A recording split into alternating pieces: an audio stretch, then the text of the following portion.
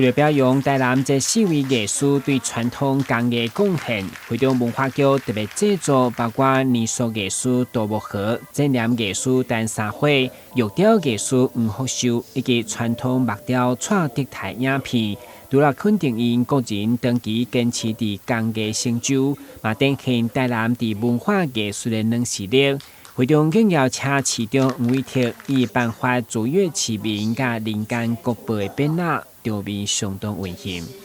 不管在玉雕、在木工等等的诸项诸多工艺所累积出来的一个非常具有价值的这个文化创作来讲，只是一个非常小的一个荣耀，但是却代表着台南市全体市民对这4位大师很深的一个崇敬。因此呢，我有幸代表台南市来颁赠这个荣誉这个奖项给4位大师。我们希望说，接下来有更多的艺术工作者，他不管在他各自领域上能够发光发热，继续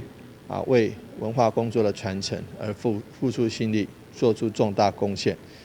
据了解，文化部日前公告8位人间国宝，其中有4位来自台南，相当难能可贵。上午受赠典礼会中，除了亲朋好友来观礼，包括展现因作品的福隆宫、万丰宫等名物嘛拢出席。文化局期待这4位艺术，除了是台南传统艺术工艺保存者，更是珍贵资产的传承者。台南新闻军及何乔邦采访报道。